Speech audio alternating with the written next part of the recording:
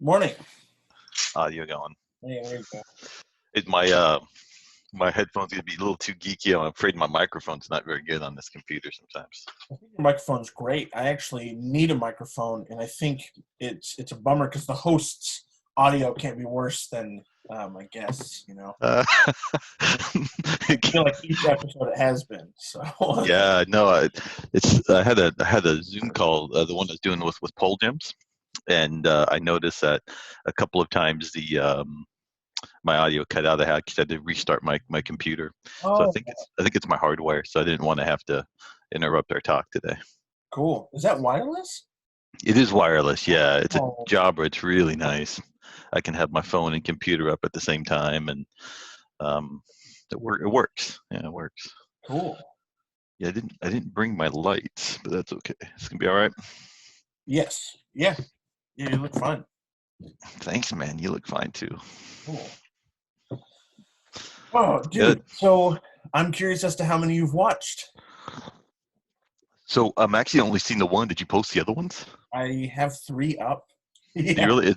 Are they on your site or on your channel or both? Not on my site yet. They're on my YouTube channel, and I've been meaning to sit down and throw them. It takes a couple. Just a couple seconds, yeah. But let me check that real quick. ADHD I think it's addictions. I think it's now Collin Everett. I think I've changed it. Oh, did you really, I Colin? did, yeah. Oh, okay. I So just no thought longer. it would be easier to find me more. Yeah. Yeah. Yeah. Oh, there you go, man. I like it. Dude, I Okay, can't- cool. Yeah, I've seen the first one. I didn't know you had posted the other ones yet. Cool. Yeah. You know what? I'm actually gonna do what everyone should do, Colin. I'm gonna change my subscription to be notified of all your uploads. Sure. So there we go. So Yes, that's if what. anyone's watching this, go to Colin Everett on YouTube. Go to the right-hand corner, Yeah, click subscribe, and click all. for sure. That's my Yeah. little promo. Well, I'm gonna be putting our stuff in the bio as well. Yeah, Salem Round awesome, bro. Table. Yeah, I'm gonna round table. uh, Thanks, man. Salem Ekklesia. Do you want me to? Uh, Ecclesia. Yeah, SalemEkklesia.com is cool. Salem ICI. Appreciate sure. it, man. Yeah, I can Yeah. send you all those. But Totally. yeah, put that in the bio is awesome. Cool. It's good Right on. stuff. So I didn't prepare anything for our talk. I just kind of want to, I was hoping not, man. yeah, I was sit hoping down. not. I'm excited because we haven't spoken on film since our first episode of Salem Round Table. And you want to know what I loved about that? It probably is my favorite episode because Yeah. I've been feeling like I wanted to do this for a while, right? Host a show. And actually, I have a thing. I don't know if I mentioned this to you, but I don't know where the Salem Round Table is going to go. But I said I want to do at least 100 episodes, like just Yeah. as a goal, and see where it goes, and really get into the politics and leaders and community people, activists. Just get to know Salem first as a personal goal of ours as we partner that, but also just to say, I'm not going to dabble. I want to go all in and just see what happens here. Yeah. But that day that happened, that day we were going to interview, I think. Dr. Mannock, I think it was my first Dr. Mannock interview, and something happened. He couldn't show up, or someone didn't show up, and I remember just thinking, man, I really want to do this. And you're like, why don't you interview me today? And I was like, yes, Yeah. yeah. And and I think that was my favorite so far. I mean, I really liked the last one I did because I felt really comfortable as I'm just kind of developing this too. But the interview with you was just so fluid. Yeah. Like I felt like we were on the same page from the minute we started talking, and how much I appreciate your art and your work on the film, and it just felt like we were just flowing back and forth. I don't know if I mentioned you, but I watched Trip again the other day, the film you made. I Oh, I cool. love that film, dude. I Thank think you. it's such a great short, and I don't mean to just be promoting. I'm not in that. By the way, Colin didn't tell me to advertise for him, the Sure. YouTube channel, everything. But Trip is an amazing Yeah. film, dude. Oh, Yeah, it's an amazing film, man.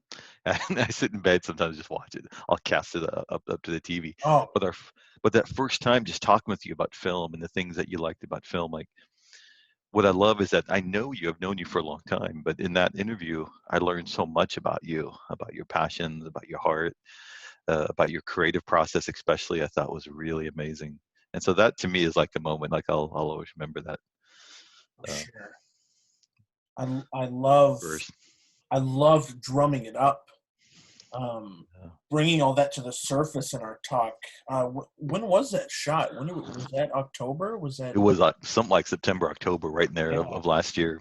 yeah. We kind of hung on to it for a while before we went live because of COVID. Things just kind of hit, but Yeah, it was really good. Yeah, thankful that was my first one. But I really love kind of where we're kind of could be going with the round table, and brings me a lot of joy, man, just to reach out to people in town and see what people are doing and talking to folks. absolutely. Me too. I can't wait till CCTV opens back up to the public, and you don't have to rely on this form of communication, although it does Right. work. It works, Um, yeah. It doesn't have the same level of intimacy and interaction because there's something about, reacting to people's body language and the movements that you can kind of get on Zoom, but you really miss it when you're not in person. this is halfway between phone call and in person. Yeah, it's about halfway there. That's a good way to put it. Mm. It's about halfway there, but I really prefer the in person. And by the way, any sense of when they are going to open it up? Because I can't wait to get back in the studio and do some more interviews. Until further notice is what they have posted on their website and everything. Mm. I don't even know if I could go in and get equipment. Thank the Lord for his provision in giving me a MacBook Pro, Yeah, which replaces the one that CCTV would loan out. Huge shout out to CCTV, by the way. huge Um, shout. Yeah, they are so incredible. they are. They require like 3 or 4 $25 classes for you to take their camera class, their editing class, their studio, and once you take that, you are certified, and you can use. I think it's up to a year. I think it's kind of every year you just go in and renew. I think I'm good till August, and Gotcha. and they are so trusting of the people of Salem to be careful with their equipment. I mean, when you sign for their equipment, it lists like the price for everything, and How much you talking about when you take out a camera and a computer with it? $4,500. 4,500. Wow, they're just letting you take that home for the week, for the Keep weekend. it in my trunk. Uh, Yeah. I don't even leave it in my trunk. I bring it right into my Mm, house, and I make sure it's like locked up in my garage or in my personal room. mm. Uh, Well, and the quality of it is so good. Like I love this whole concept of public access because you're getting like studio grade, movie grade equipment. And when you came and filmed our seminar that one day, I yes. mean, it was such a better experience than just say having some kind of camcorder up or something. I mean, the Yeah. shots you got, but it's that level of equipment in the studio they have there. I had no idea, man. Like, it's probably the only studio in town. I mean, it's amazing. I'm so glad. Did I introduce you to this place, or had you found it on your own? No, actually, I had found it when I was about your age, and I was going to get certified to do stuff on it, and I didn't. But I handed it over to Joe, and so I told Joe about it. Joe got certified, and he ran a couple shows down there when it was different location. But Hey. yeah, Joe was a CCTV guy for a while. Wow. Okay. So, But you were the first person to bring me into a studio because gotcha. I had considered doing it when I was your age, quite a while ago. But uh, it was actually Joe did it, and then the first time I saw the studio, and I couldn't believe how exceptional it was. And I'll be honest with you again, just shouting out to CCTV. The staff there is amazing. I mean, Yeah. so helpful. The guys that came in and helped us on our first shot. I mean, just helping us with the camera placement, the mics, and just volunteering or not volunteering, but just giving their time without being asked. Yeah. I would have been lost without all that help. Same. Yeah. There's a lot of things that they're helping us with that in film school I maybe spent a day on in class Oh yeah, hadn't thought of four, it from that perspective. 4+ years ago. Yeah. Hey, what's the difference to you between class and CCTV? Actually, I never thought about that, but things you learned in class versus what you're actually doing in CCTV. Is there a big delta or a small delta?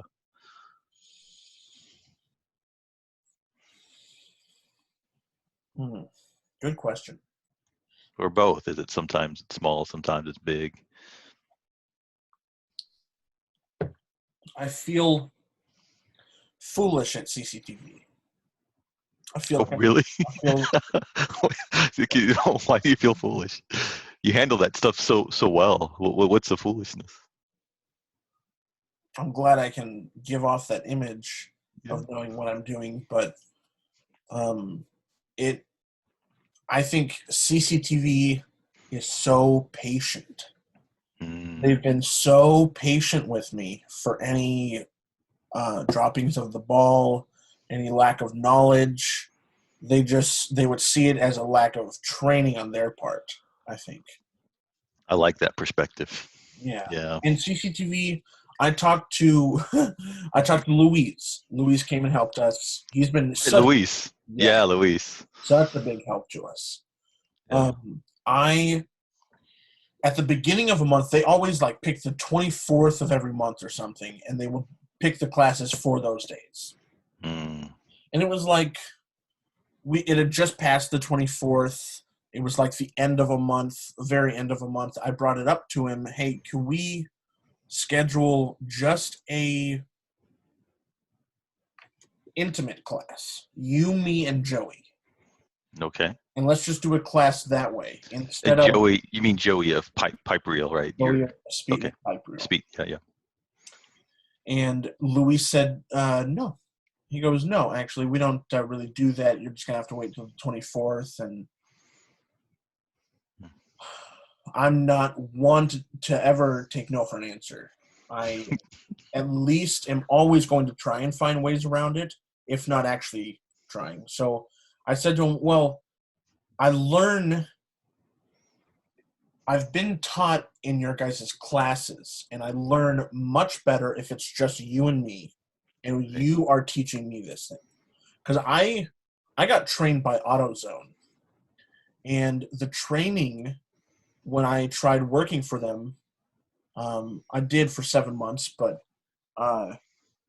they would teach us how to run these certain machines, and there's a bunch of, and I'm back here doing this, trying to see what they're doing. I'm not getting trained. I'm not getting trained at all. I'm like a fly on the wall. Yeah, you're just watching. And yeah. I sensed the same type of energy from like the first couple of CCTV classes. And I knew for the studio class I needed more. I personally just need to be taught things. I agree, and I love the analogy being a fly on the wall versus hands-on. But as you went to college, I mean, you have an undergrad degree in film and arts. Is the equipment different than what you were trained on? Is the modality different? Is it, or did you kind of have this environment at school where you had a studio and cameras and the editing, the real live? Because I think that live editing thing is so cool. Like, I think it was either for our interview or for Dr. Manox. Watching Luis, I think you asked him to do the live feed because we were missing somebody who couldn't come, maybe Nathan or something couldn't make it. But just that really cool, like just he's live feeding, he's going, you're watching, so he was kind of doing it for us. Is that all the same thing that you learned, or is it really just a whole different world? Not different world, different. We didn't have any sort of a studio. We had a sound stage, but that was completely bare. No curtains. That was mostly for acting classes. That was that space. That was also where all of the equipment was held back into like a storage container with a big old, door that comes down. Great sound effects. I love that. That's going to be more of a thing in this podcast. Yeah. They have an ADR room, which is the biggest thing to a studio in Compass. They also had a huge theater. They had like 50 rows of seats in a big old theater, which was really cool to play our movies on. But the ADR room, I actually wish CCTV had, because it is a blocked off little,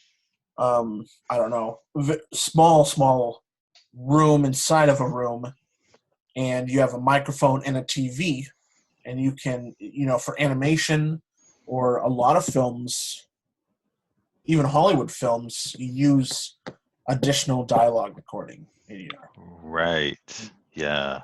That's how you get that. Those sometimes you get really high quality sound. I mean, it's Yeah. amazing when you're listening to someone on the street with cars going by in a movie, but you can hear them perfectly clear. You're just like, whoa. Yes.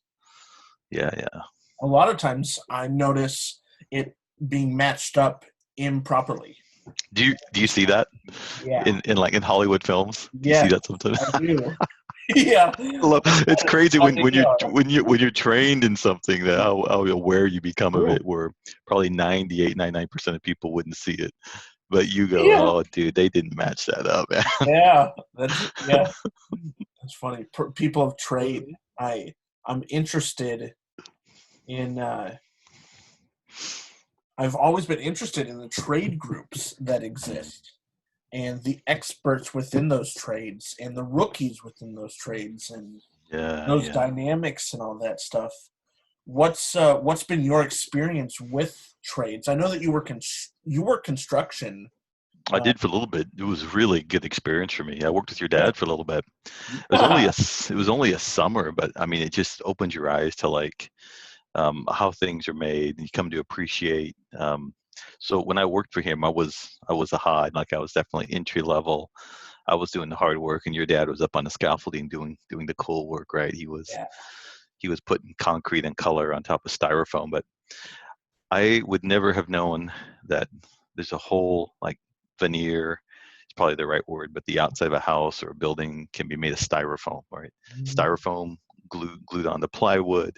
Then you have chicken wire on top of that. Then you have concrete on top of that. And then you have some kind of color on top of that. And when it gets done, it looks like you got kind of this concrete facade. But if you were to hit it with a car or something, it's just styrofoam beneath it. But the shapes and designs you can get with that, just amazing. So kind of the process of seeing houses being built, even for a little bit of time, was really, really good for me. Cool. It changes things, right? How much time was that? Just about a summer, or maybe a little longer, maybe 6 months. Okay. Yeah. Yeah. Cool. I worked for Dean, and your dad was on that crew. He was always riot. For sure. He kept the guys laughing. It seems to run in the family, I think. So I have a question for you, and you don't have to go into if you don't want to, but hit me. During your time during construction, my dad's mom passed away.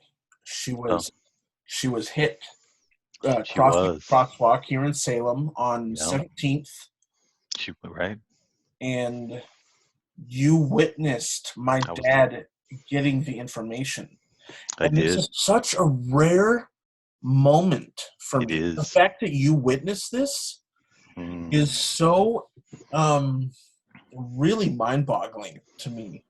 At how why was it specifically you? I know. Yeah. Actually, what happened is Rick Crossman, I think was his name. He came up to me and asked me if I would be willing to drive Steve back home. I think we're up in Wilsonville or Portland or something, if I remember correctly. And I said, "Hey, of course, what's going on?" And he said that he just got a call that Steve's mom was killed in a car wreck. And so, I watched the news be delivered to your dad, and the depth of his pain in that moment. And I ended up not driving him home; somebody else did. But it was surreal. Like those are the moments kind of sear in your mind, because you never really knew your grandma, right? Never met her. I mean, never met her. Yeah, she was 5 years before I was born. Casey was born. Oh, wow, yeah. For some reason, I thought you were young, but I didn't realize you hadn't been born yet. But yeah, that's one of those moments you don't forget. They just kind of come up, and just like the depth of that moment, the pain of that moment, watching it and going, someone's life just took an entire little left turn, just unexpected. I think it was a young kid too, just not paying attention, if I remember correctly. Yeah. He was just married and had Casey at 1, so he was probably 27 as opposed to my 25. That's great. Gotcha. That is, for me to be almost that age. I know. And my mom to be almost my grandma's age is Yeah, it's something else, isn't it? It's just scary. It's to think that the biggest loss in my life has not happened yet. The biggest pain in Mm, my life has not happened yet. mm. Is just like such a scary thought. It's Well, overwhelming at times. it is overwhelming, and I don't know, I might kind of just ask about that. Not really challenge it per se, but more explore it, because you've experienced a lot of pain in your life, actually. First, I can say you'd be a young man, and I think at your age, you've actually experienced enormous amounts of pain that you've walked through. Going off to school, and just things that you grew and learned and developed and experienced and did that were a part of who you were, the relationships you had, the ups and the downs of the good things about being away from home, the downside of being away from home. Mm. Again, this is just my perspective. You can push back, but the sense of feeling disconnected at times and then connected, and I think just really wondering what happens as I get through school and what happens next. And you shared some things with me I didn't know, Colin. Like, your first year of school was awesome, right? And after that, it wasn't the same. I mean, but you push through it. So um, certainly different kinds of pain are coming. Life is pain. That's not a bad thing, but you have actually walked through a lot of pain, bro. Yeah. It's my It's sense of it. Is that fair? it's interesting to me that a lot of my pain has come from decisions I've made, situations I put Mm, myself in. It's been mostly not like something out of my control happened to me, which is a lot of mm, people's case. Something mm. happened to them, mostly as a child, or growing into adulthood, whatever. Mine was choices that I decided to make because um, college, being in college allows for that freedom of uh, Mm. self-control, especially being kind of grown up.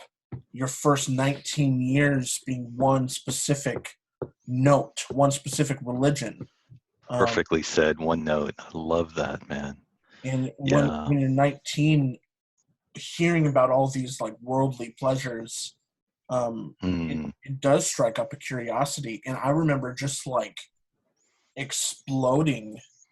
Um, I remember my dad took me from Brazil to Oregon, and I felt like I was just itching for him to get back because I wanted to be, free, I guess.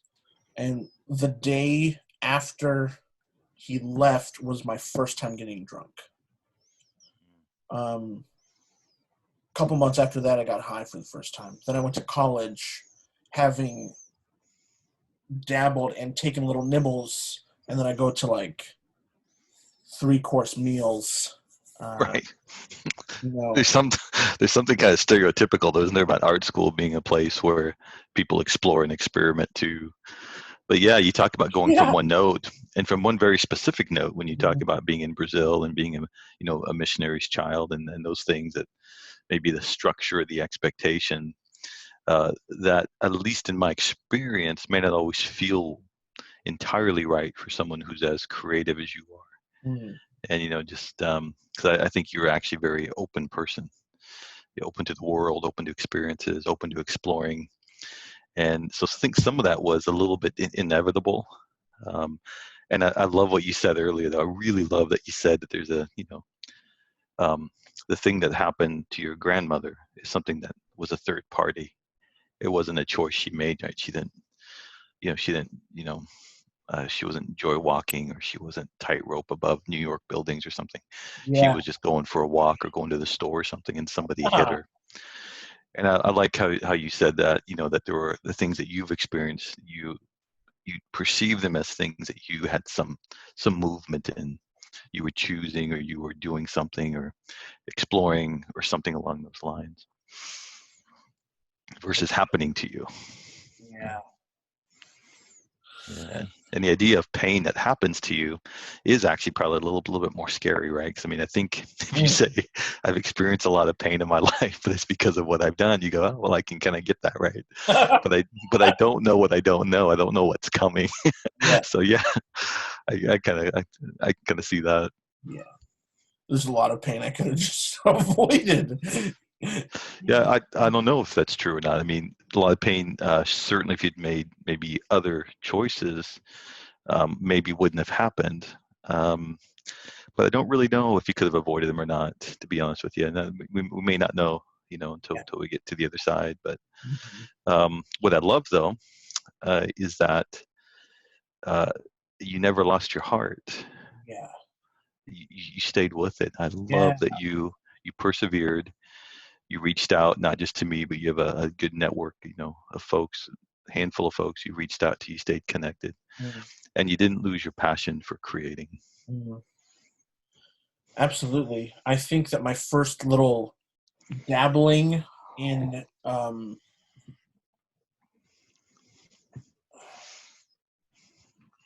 so in Brazil, pirating films is it's a national sport, bro. Yeah. Absolutely, man. Yeah. It really is, and I downloaded probably, just like hundreds of films, hundreds of movies. And that's amazing. And I watched them in my room late at night on my Mac, and like my first. Did your parents know about this? By the way, I'm just kind of curious. No. So these hundreds of films you had, this little private library, these were all just on like your computer, or? Yeah, I just cycle through. Was it like the Pirate Bay, or was it more accessible than having to do streams? Pirate Bay and Yi-Fi torrent, and I would just BitTorrent, right? So so in Brazil, you were just, everything was like readily accessible on BitTorrent, and the Pirate Bay was like a huge one back in the day. I don't know if it still is there or not, but and then, so you had a whole collection. Yeah. So on your Mac, you had hundreds of films from the Pirate Bay, and then no one knew you had them. No one in your family. No.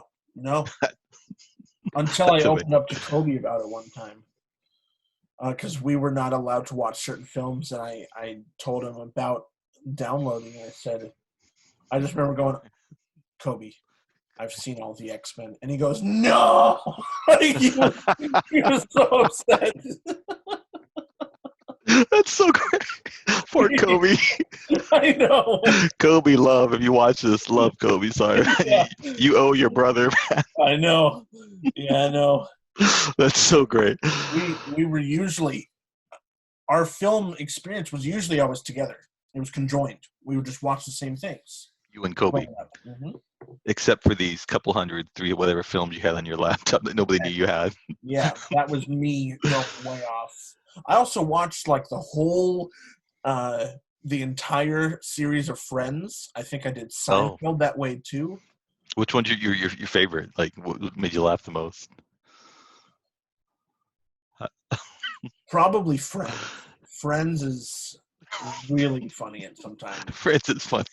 Seinfeld caught my attention because of the minute attention to detail.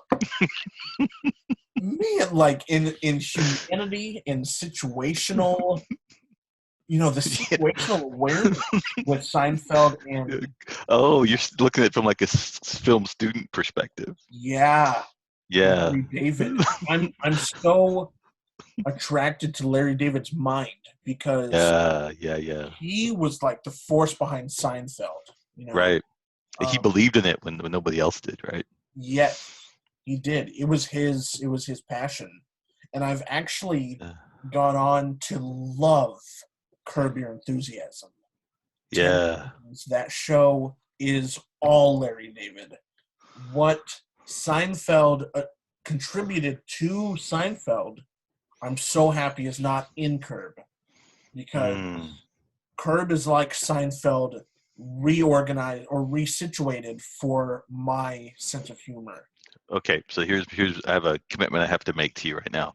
I'm gonna commit to watching that. Everyone's told me it's like you've got to watch Curb Your Enthusiasm, Oh, dude. and I've got to start it and just kind of work my way through it with Jocelyn. But Yeah, easy episodes. 30 yeah, minutes. yeah. When you were talking about Friends, my general sense is that, and this may sound a little weird, but Friends overall, like just overall, is funnier. But I think there are specific Seinfeld moments, like when he brings the Cubans over or the topics that they talk about, that there are certain episodes that are just the funniest of all. Like having the Yeah. Cubans in the drawer, like he's importing Cubans, and he literally imported Cubans to make cigar, to make Cuban cigar. I know something about those episodes. You just cry and laugh so hard. And again, there are those like, moments like that in Friends, but I think Seinfeld has my favorite episodes. Cool. I'm glad you like it that much. Oh, dude. And especially like I went back and started watching at one point season 1, and you realize like, yeah, it's okay, but it doesn't get really funny for me until you get into the later seasons when the characters like Kramer, they really start developing and getting like their timing right, and it's so What hilarious. seasons would that be? Would that be like 3, 4? Yeah, in my memory, I'd have to go back probably check. I'm thinking about season 3. It really started kind of kicking in for me. Gotcha. That Yeah, would be interesting to watch both at the same time. yeah. Do like I an just compare episode. them side by side. Yeah. Yeah, Episode of Curb, episode of Seinfeld, yeah, yeah, yeah. Oh, yeah. Curb Your Enthusiasm. Oh, and just watch the development of the characters. Yeah. Oh, yeah, it would be good. I Yeah. thought you were saying Friends and Seinfeld Oh, side by side. Yeah, I can't wait to watch Curb. I know you've told me this before, and other people have, so I'm going to start sure. Do you watching an have episode. HBO? You got I HBO? If I don't, I might grab it. Is it just available there? Yes, Okay, unfortunately, yeah, yeah. I'll grab it for a couple months. It's fine. for sure. That's cool. So you had friends, you were saying, in Brazil, and you had Seinfeld. So you were watching those shows, and how you must have been what, 16, 15? I was 16 to probably 19. Oh, okay. You didn't leave Brazil till you were 19? Yes, Oh, okay, gotcha. a month after I turned 19. And I'm actually, I am ultimately happy with um, having made those decisions at 19 on my own terms, instead of having it be like starting at 16 in Brazil and having it be like a screaming match between my parents and I about that one crazy night I had or something. I'm glad that it was done. I'm glad it played out the way that it did ultimately. What specifically are you referring to? Like coming home at 19, or what was a screaming match? Were you thinking? Drinking, smoking type of stuff. Oh, gotcha. Those type of You're things. you're glad that you started exploring that when you were 19 versus being in the home in Brazil, in the field, and having to deal with that there. Because that Yeah, could but have this been is big, like that could have been bigger. huge. Yes, it could have been reported to ABWE, and Yeah, but you're really thoughtful about that kind of stuff. What's interesting is, enough the word is as mischievous as you are, you're actually a very thoughtful, mischievous person. yeah, yeah. I love Well, that. it's that same Yeah. thoughtfulness that goes into the. I'm a sneaky person. I Mm, know how to not get caught. I think. mm. It's a gift, as Monk says. Yeah, It's a gift and also a curse, right? and also a curse, just like Monk. Yeah. Just like Monk.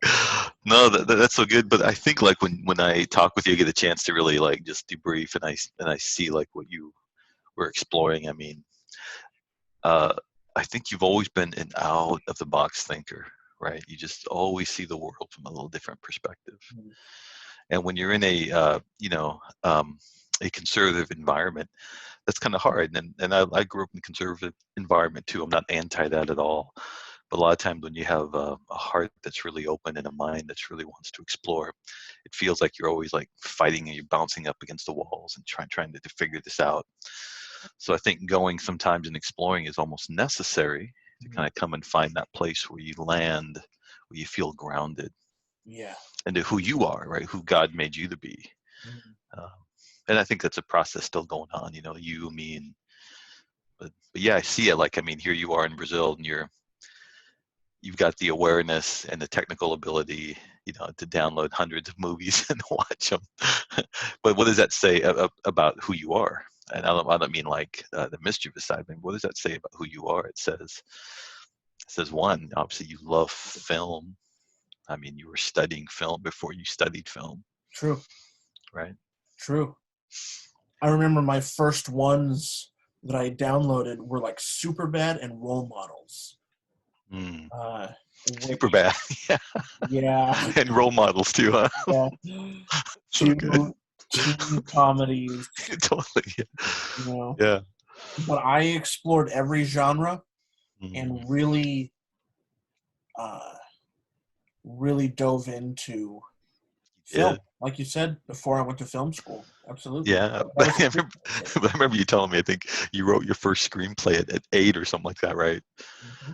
I mean, isn't that crazy that you just kind of, it seems like, certain people, you go, you're not surprised that, you know them in kindergarten and they're really into math or science, and you're not surprised when they become a physicist, right? Yeah.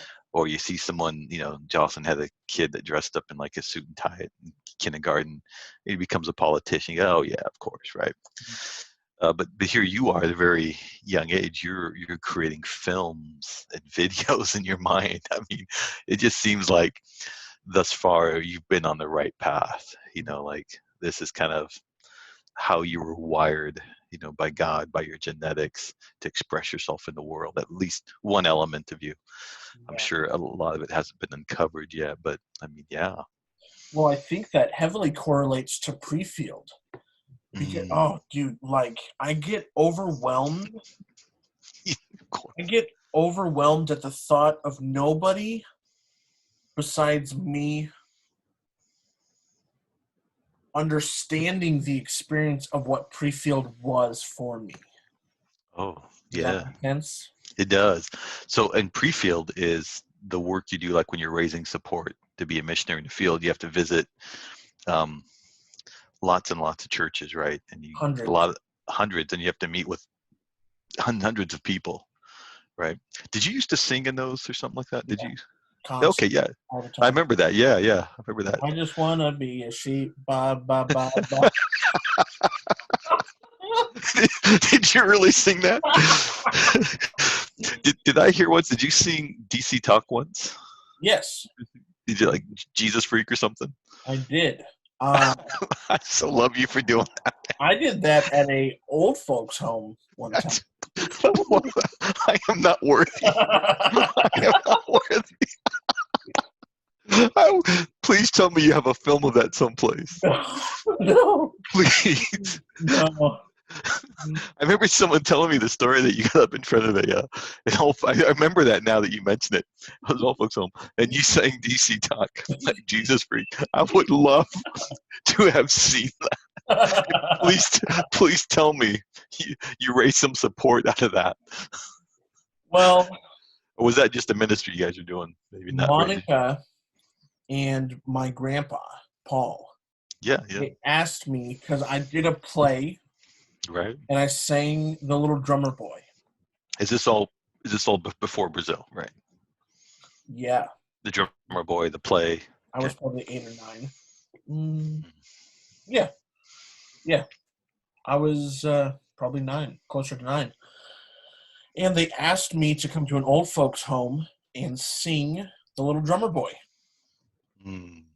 So I was like, hang on. Pastor Paul, that's how I know him. Mm-hmm. You call him Grandpa Paul, but Pastor Paul and Monica asked you to come to an old folks home and sing The Little Drummer Boy, like the Christmas song? Yes. Like, come they told me, pa-rum-pa-pum-pum, okay. Yep. And then what happened? So your nephew, Phillip Castaneda, was one of my closest friends growing up before Brazil. Right. Yeah. I still remember the traumatic view of seeing him sob at the airport saying goodbye. Oh wow, that's sweet. Yes, Stevie's a great guy. Absolutely. Shout out to Stevie. Shout He out. watches, bro. I love you, man. Yeah. I told Stevie, I'm gonna be famous after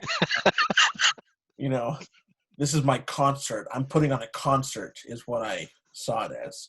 So I prepared a playlist. I prepared songs. I was like, I'm gonna do Little Drummer Boy, Jesus Freak, and Carmen, and a Carmen song. Who was the third? The third one was Carmen. Carmen, what's that song of his? Like Sundays on the Way or something. In the house. Oh, Riot or something like that. Yeah, Who's in the House? JC. Oh yeah, that's so good. So you had, wait a second, and this is of course before you had an agent to tell you how to do your song selection, right? Like, yeah. So you had Little Drummer Boy. Yeah. Then you went to grunge rock hip hop with DC Talk, and then you went just straight rap with Carmen. Who's in that? Did you get through all three songs? No, they cut me off. What did they cut you off at? They cut me off before Jesus Freak ended. He was like, whoa, that feels like that's wrong, man. Like, how do you cut off in the middle of Jesus Freak? I just gotta say, it's probably like my favorite album of all time is Jesus Freak. And not just because of what it was in Christian music. Like, to me, it's such a seminal album, a fusion of different styles. Just great creativity from DC Talk, and of course, they did one more album and broke up. But I love Jesus Freak, so someone cutting off the song feels like it's a sin, man. Yeah, they only did the 2 albums. No. They had several albums before Jesus Freak, but after Jesus Freak, that was the huge one. Then they did Supernatural, and I think the band broke up right after that. I love Supernatural. It's a good album, man. Yeah. It's a good album, yeah. Great album. I went to the Supernatural tour, actually, in Texas, but yeah, it was so fun. Those guys were so good in concert, but I'm still dying that they cut you off. I'm sorry. Nobody clapped. Not a single. They sat there like this. If I'd been there, I would have rushed the stage, man. Yeah. I don't remember. I love this scene. I'm sorry. I'm still trying to. I love this scene in my mind. I'm trying to picture it. How many people were in the room? Talking like hundreds or dozens or like upwards of 20. Okay, so nice crowd for a retirement home. So you did the Drummer Boy, and then the next playlist. So were you singing along with the CD or something? Yes. Okay. Then you brought my CD player, pop it in. Mike, he attended Faith at that time, told me, I don't think he cut me off, but he told me to turn it down. So I had to, I think gotcha. Monica that's better. Turned down the volume or something like that. And then it came to a close. But I committed to the raps, though. Saw a man with a big fat belly wiggle around like mama's belly. It took me a while to catch what he said because I had him at rhythm on the belly with my head. Jesus Saves is what it's a typical tattoo green. Yeah. No, it's a classic song. I love, by the way, I'm so happy that you did that to the old folks home, man. I think you just made my whole day, man. Thinking about that. It's just amazing, bro.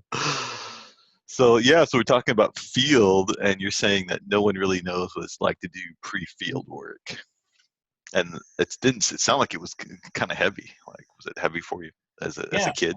I think my world was schoolwork. We're talking 5 to 11 ages. Well, wait a second. You guys did 6 years of pre-field? Yes. So that's like having 6 years. Would you call it 6 years like instability? I mean instability family-wise, but like not being at the same church every Sunday, not just always on the road, right? Always new people. Is that what it felt like, or? I remember. How would you describe that? I remember a lot of time being in Salem. Okay. I don't remember how often we would schedule out. I don't think that we were I think we did it in seasons or something. Maybe it was year round. I can't remember because exactly. My world was Salem, and then being on the road, and we had this big old van, and we had our TV video games, VHS DVD player, and that was my world, was the movies. We'd watch 6 movies in a 12-hour trip.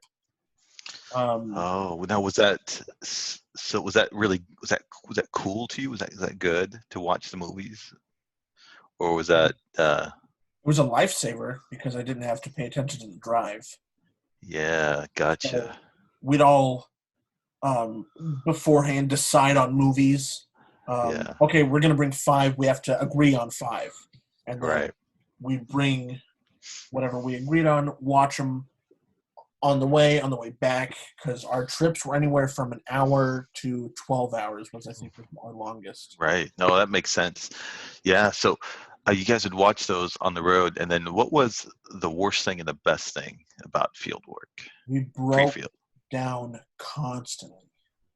Oh, wow. Our van would break down all the time, and we were usually blessed by either police officers who would help, church members who would help, or random strangers who would help us. We were helped a lot on the side of the road with our vehicles. Wow. Mm-hmm. Wow.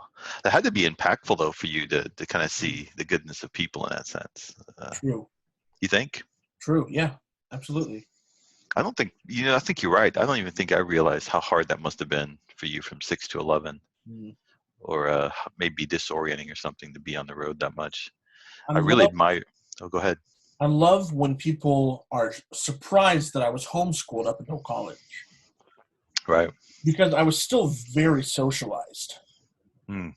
Hundreds of churches as a child, and then going to Brazil and having to communicate with people for 8 years, really only speaking the language 5, 6 of those years.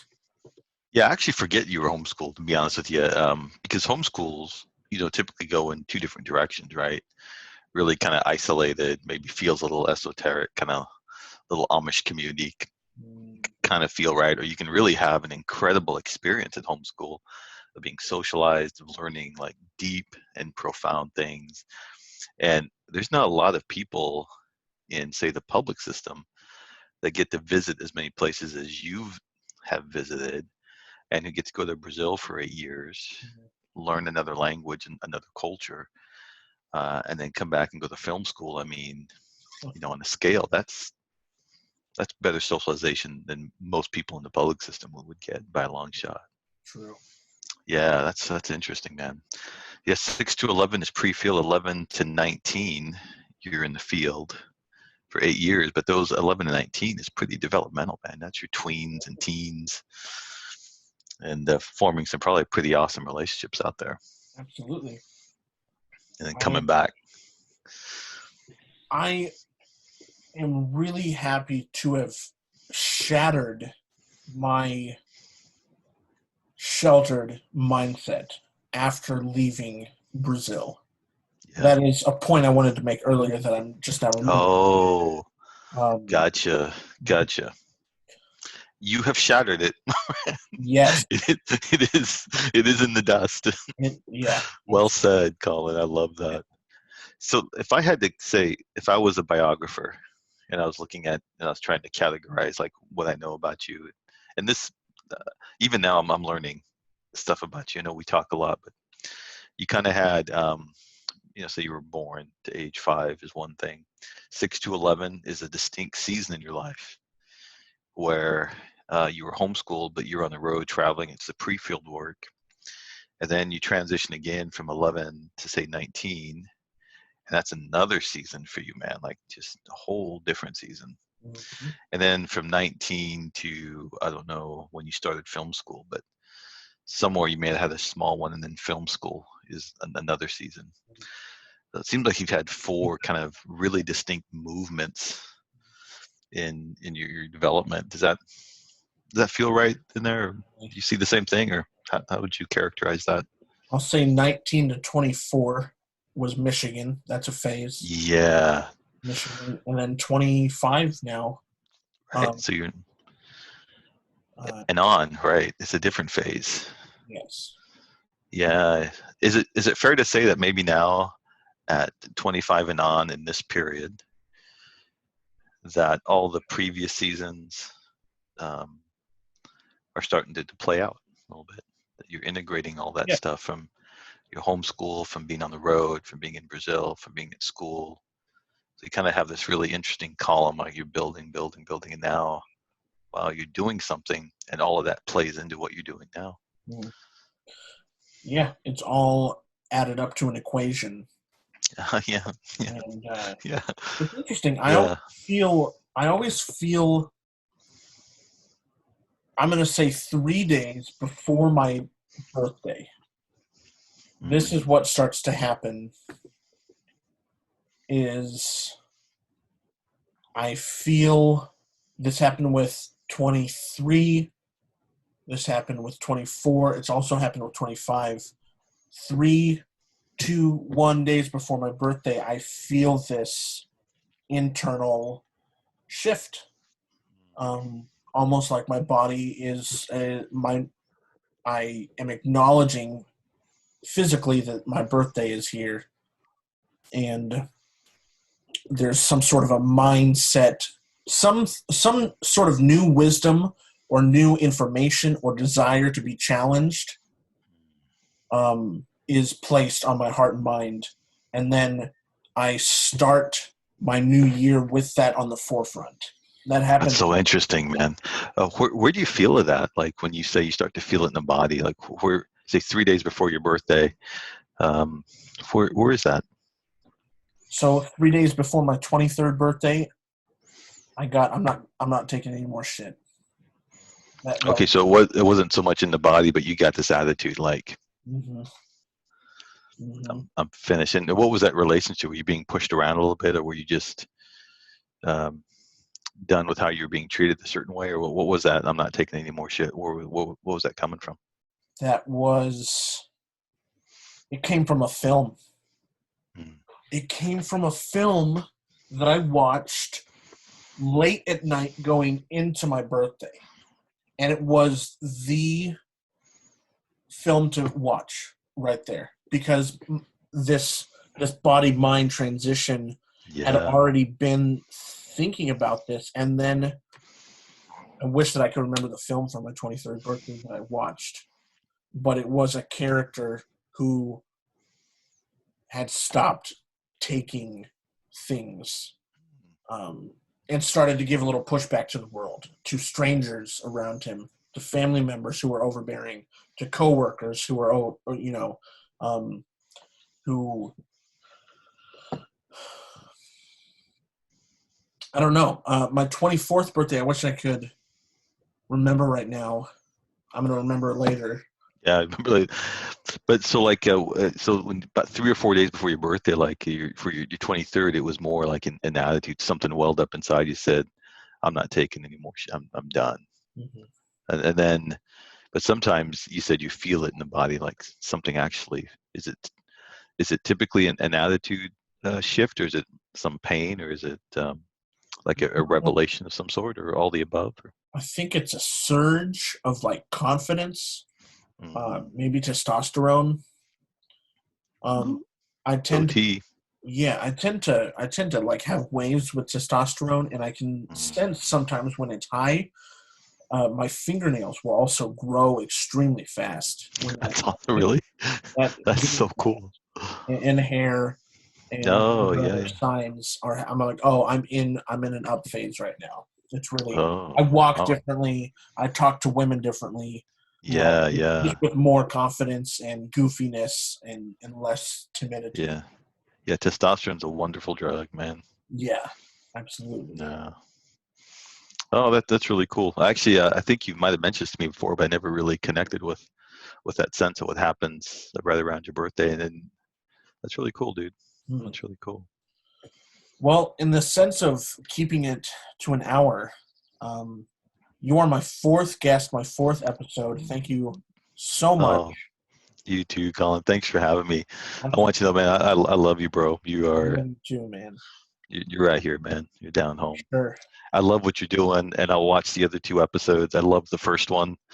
I got through that, I think, yesterday, and it was really cool to just come on. Whenever we talked, I forget when it was, but I really love what you're doing and more. Awesome, dude. more of Thank this, you. man. I need a part 2 with you with all 4 episodes. I'm thinking by the end of it, I need a part 2 with this person. So I think I'm just going to be recycling. Awesome. That's this kind of but as I have my days off, and even not days off, like I was willing to get up. I don't work till 2. So I want to schedule new ones and have a mixture of people coming back. So Let's do it. I need a part 2 with you also for the round table. yes, I know that's our joint project, but totally. I thought the interview was so good. It was only like 22 minutes, and I think there's so much more to talk about when it comes to your loves and your passions, and maybe some of the current projects you're working on. The Salem show, right? I know I said that wrong, didn't I? What? The pipe reel project right now. Oh, that's the Salem show. The Salem show, yeah, the Salem show. Yeah, that's some great stuff going on there, man. for sure. Yeah, so a lot of stuff to talk about. But man, thanks for the time today, Collin. Absolutely. I love. I wish that we had spent a little bit more time on you. I always feel that's the case with David Brown or you. Is there's a lot of emphasis on me. And Oh yeah, no, I think it's a back and forth. It wasn't, not intentional. I love that conversation we had. Cool. But yeah, anytime, man, I'll be happy to do part 2. We just talk about whatever. Absolutely. I really want to talk about what's on your heart and mind. Oh, sure. Your ongoings with just what you're watching, staying safe in Corona. I kind of wanted to talk about Joss and kind of the precautions you're taking for her safety and good stuff. So I'm sorry that we didn't get into that today, but a part 2 with you could happen soon. So part 2. That sounds good, Collin. Sweet. All right. Awesome. I love you, bro. God bless you, man. Later, bro. Peace. Bye.